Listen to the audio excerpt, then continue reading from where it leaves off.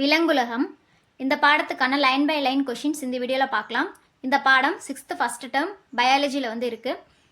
பாலைவனங்கள், காடுகள், மலைகள், ஏரிகள், ஆறுகள் மற்றும் வயல்வெளிகள் ஆகிய பல்வேறுபட்ட சூழ்நிலை மண்டலங்களை உள்ளடக்கியது. உயிரினங்களின் பல்வகைத்தன்மை. நீரில் வாழ்பவை மீன், நண்டு. நிலத்தில் வாழ்பவை யானை, புலி மற்றும் ஒட்டகம். பாலைவனத்தில் வாழ்பவை ஒட்டகங்கள். துருவ கரடிகளும் பெண் குயின்களும் வாழும் இடம் குளிர் பிரதேசம். சிங்கப்பூரில் உள்ள எந்த பறவைகள் பூங்காவில் பெண்குவின் பறவைகள் பனிக்கட்டிகள் நிரம்பிய ஒரு பெரிய கண்ணாடி கூண்டினுள் 0 டிகிரி செல்சியஸ் அல்லது அதற்கும் குறைவான வெப்பநிலையில் பராமரிக்கப்படுகின்றன? ஜிராங் பறவைகள் பூங்கா. உயிரினங்கள் டாஸ் எனப்படும் மிகச்சிறிய செயல்படும் அலகுகளால் ஆனவை. செல். ஒரு செல் உயிரினங்களுக்கு உதாரணம் அமீபா, பாரமீசியம், யூக்ளினா. பல செல் உயிரினங்களுக்கு உதாரணம் மீன், தவளை, பல்லி, பறவை, மனிதன். ஒரு செல் உயிரினங்களை எவ்வாறு காண முடியும்? நுண்ணோக்கியால். அமீபாவில் உணவு எதன் மூலம் செரிமானம் அடைகிறது? உணவுக்குழல். அமீபாவில் சுருங்கும் நுண்குமிழ்கள் மூலம் நடைபெறுவது கழிவு நீக்கம். அமீபாவில் எளிய பரவல் முறையில் உடலின் மேற்பரப்பின் வழியாக நடைபெறுவது சுவாசித்தல். அமீபா விரல் போன்ற நீட்சிகளான எதை பெற்றுள்ளன? போலிக்கால்கள். அமீபா எதன் மூலம் இடப்பெயர்ச்சி செய்கிறது? போலிக்கால்கள். பாரமீசியம் எதன் மூலம் இடப்பெயர்ச்சி செய்கிறது? குறு இலைகள்.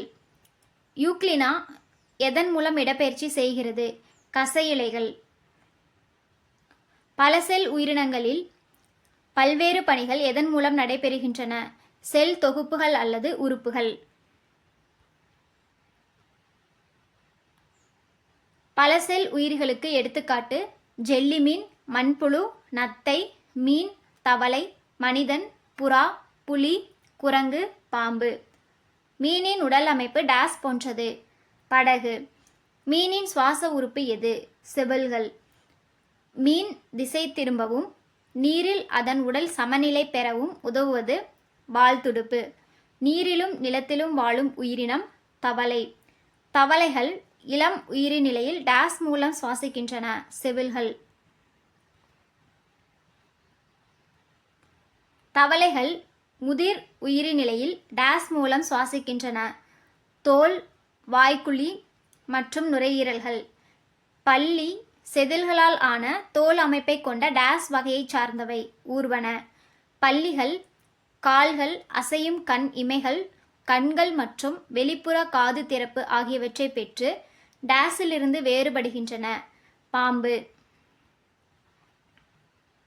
ஒரு செல் உயிர்கள் மற்றும் பல செல் உயிர்களுக்கு இடையே உள்ள வேறுபாடு. ஒரு செல் உயிர்கள் ஒரு செல்லால் ஆனவை. பல செல் உயிர்கள் பல செல்களால் ஆனவை. ஒரு செல் உயிர்களில் ஒரு செல்லே வாழ்க்கை செயல்கள் அனைத்தையும் மேற்கொள்ளும். பல செல் உயிர்களில் செல்களுக்கு இடையே பணிகள் பிரிக்கப்பட்டிருக்கு. வெவ்வேறு செல்கள் வெவ்வேறு செயல்களை செய்வதற்கேற்ப சிறப்பு அம்சங்களை பெற்றுள்ளன. ஒரு செல் உயிர்கள் அளவில் மிகச் சிறியவை, நுண்ணோக்கியால் மட்டுமே பார்க்க இயலும். பல செல் உயிர்கள் அளவில் பெரியவை, கண்களால் பார்க்க இயலும். ஒரு செல் உயிர்களில் திசுக்கள், உறுப்புகள் மற்றும் உறுப்பு மண்டலங்கள் கிடையாது. பல செல் உயிர்களில் திசுக்கள், உறுப்புகள் மற்றும் உறுப்பு மண்டலங்கள் இருக்கு. ஒரு செல் உயிர்களில் செல்களின் அளவு அதிகரிப்பதன் மூலம் வளர்ச்சி நடைபெறுகிறது.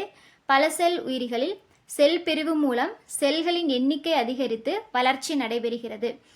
ஒரு செல் உயிர்களுக்கு எடுத்துக்காட்டு அமீபா, பாரமீசியம் மற்றும் யூக்ளினா. பல செல் உயிர்களுக்கு எடுத்துக்காட்டு மண்புழு, மீன், தவளை, பல்லி மற்றும் மனிதன். பல்லிகள் பெரும்பாலும் டாஸ் பகுதிகளில் வாழக்கூடியவை. வெப்பமண்டல பகுதிகள். பெரும்பாலான பல்லிகள் எத்தனை கால்களால் நடக்கக்கூடியவை? 4. பல்லிகள் எதன் மூலம் சுவாசிக்கின்றன? நுரையீரல்கள். சில பல்லிகளுக்கு கால் விரல்களில் டாஸ் சவ்வுகள் உள்ளன. விரலிடை சவ்வுகள். பறவைகள் இறகுகளால் மூடப்பட்ட டாஸ் போன்ற உடல் அமைப்பை பெற்றிருக்கின்றன. படகு. படகு போன்ற உடல் அமைப்பை பெற்று குறைந்தபட்ச எடையுடன் எதில் பறக்க உதவுகிறது? காற்றில். பறவைகளுக்கு வாய்க்கு பதிலாக டாஸ் உள்ளன. அலகுகள். பறவைகள் எதன் மூலம் சுவாசிக்கின்றன? நுரையீரல்கள். பறவைகளின் முன்னங்கால்கள் டேஸாக மாறுபாடு அடைந்துள்ளன. இறக்கைகள். பறவையின் எந்த பகுதி பறக்கும் திசையை கட்டுப்படுத்த உதவுகிறது? வால் பகுதி. பறத்தலின் போது ஏற்படும் அழுத்தத்தினை தாங்குவதற்கேற்ப வலிமை மிக்க டேஸை பெற்றுள்ளன. மார்பு தசை. பறவையால் ஒரே சமயத்தில் இரு கண்கள் மூலம் இரு வெவ்வேறு பொருட்களை காண முடியும். இதற்கு டேஸ் என்று பெயர். இருவிழி பார்வை. பருவ மாறுபாட்டின் காரணமாக விலங்குகள் ஓர் இடத்திலிருந்து வேறொரு இடத்திற்கு செல்வது வலசை போதல். தமிழ்நாட்டில் எந்தெந்த இடங்களில் பறவைகள் சரணாலயங்கள் காணப்படுகின்றன? வேடந்தாங்கல், கோடியக்கரை, கூடன்குளம். பல பறவைகள் வெளிநாடுகளான சைபீரியா மற்றும் ரஷ்யாவில் இருந்து எங்கு வருகின்றன? வேடந்தாங்கல். குளிர்கால உறக்கத்திற்கு எடுத்துக்காட்டு ஆமை. கோடைகால உறக்கத்திற்கு எடுத்துக்காட்டு நத்தை. ஒட்டகங்கள் எங்கு வாழ்கின்றன? வெப்பமான பாலைவன பகுதியில். ஒட்டகத்தின் எந்த பகுதி பாலைவனத்தில் உள்ள சூடான மணலில் இருந்து உடலை பாதுகாக்கின்றன? கால்கள். எந்த விலங்கின் உடலில் இருந்து வியர்வை வெளியேறுவதில்லை? ஒட்டகம். ஒட்டகம் எந்த பகுதியில் கொழுப்பை சேமித்து வைக்கிறது? திமில். பாலைவன கப்பல் என்று அழைக்கப்படுவது ஒட்டகம். எப்பொழுதும் நீர் அருந்தாதது எது? கங்காரு எலி. உண்ணும் விதைகளிலிருந்து உடலுக்கு தேவையான நீரை பெறுவது கங்காரு எலி. நமது மாநில விலங்கு நீலகிரி வரையாடு. மலைகளின் மீது உள்ள பாறைகளின் இடுக்குகளில் மிக எளிதாக நுழைந்து உடல் சமநிலையுடன் ஏறி தாவர வகைகளை உண்ணும் திறன் பெற்றது நீலகிரி வரையாடு. துருவக்கரடியின் வாழிடம் துருவப்பகுதி. துருவக்கரடி பெற்றுள்ள தகவமைப்புகள்: பாதுகாப்பிற்கேற்ற தடிமனான தோல், வெண்மையான ரோமங்கள். பெண்குயின் எங்கே இருக்கும்னா துருவப்பகுதியில். நீந்துவதற்கேற்ற துடுப்புகள், நடப்பதற்கேற்ற 2 கால்களை பெற்றுள்ளது. வரையாடு மலைப்பகுதியில் வாழும். ஓடுவதற்கேற்ற வலுவான குளம்புகள். குளிர் நீரில் இருந்து பாதுகாக்க நீளமான ரோமங்களை பெற்றுள்ளது. சிங்கம் காட்டில் வாழும். சிங்கம் பெற்றிருக்கக்கூடிய தகவமைப்புகள்: வலுவான மற்றும் வேகமாக ஓடக்கூடிய தன்மை, இரையை பிடிப்பதற்கான கூர்மையான நகங்கள்.